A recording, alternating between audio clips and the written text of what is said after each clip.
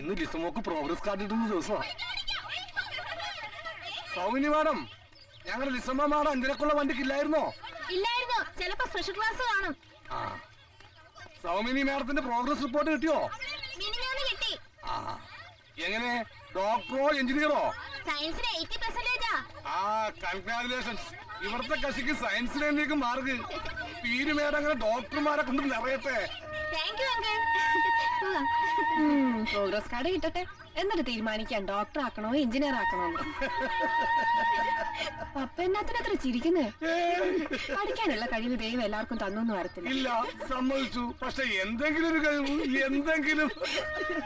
ആ, നീ പോയ ഷർട്ടും തോർത്തെടുത്തിട്ട് വാ. സെന്റ് മേരീസ് വരെ ഇവിടെ നേരെ കിട്ടും. ഞാൻ പോയി ലിസമയെ കൂട്ടിട്ട് വരാം. ഈ പപ്പ അവള് വലിയ പഠിത്തക്കാരാണെന്ന് പറഞ്ഞെടുത്ത് തലയിൽ വെച്ചേക്കുവാ.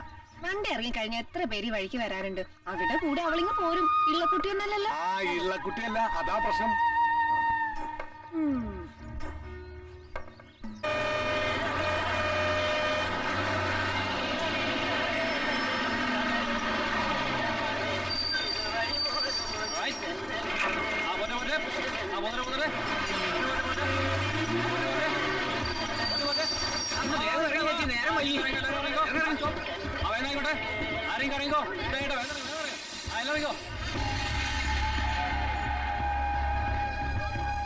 എന്റെ മോളി ബസ്സിലുണ്ടായിരുന്നില്ലേ?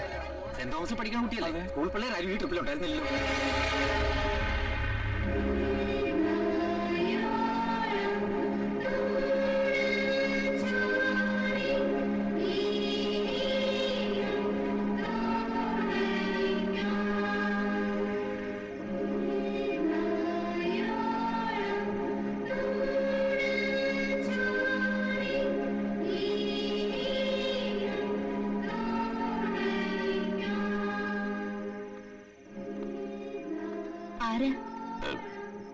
ഇത് സാമുവൽ. ഇവിടെ 12Bയിൽ പഠിക്കുന്ന ലിസമ്മ സാമുവലിന്റെ ഫാദറാണ്. സ്കൂൾ വിട്ട് ഇത്രയും നേരമായിട്ടും കൊച്ചു വീട്ടിൽ വന്നിട്ടില്ല. ലിസമ്മ സാമുവൽ സെക്കൻഡ് പീരീഡ് കഴിഞ്ഞ് വീട്ടിലേക്ക് മടങ്ങിപ്പോയല്ലോ. മാർക്ക് കുറവുള്ള സ്റ്റുഡൻസ് പേരൻസിനെ വിളിച്ചുകൊണ്ടുവരേണ്ട ലാസ്റ്റ് ഡേറ്റ് ആയിരുന്നു ഇന്ന്. പേരൻസിനെ കൂട്ടിക്കൊണ്ടുവന്ന് ക്ലാസ്സിൽ കയറിയാൽ മതി എന്നും പറഞ്ഞ് ലിസമ്മ സാമുവലിനെ മറ്റൊരു കുട്ടിയെയും പ്രിൻസിപ്പൽ വീട്ടിലേക്ക് മടക്കി വിട്ടിരുന്നു.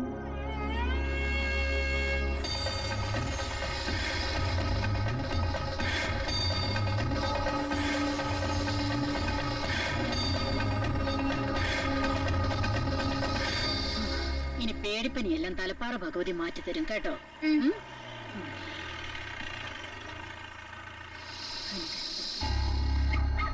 സൂക്ഷിച്ചിറങ്ങുള്ളൂ.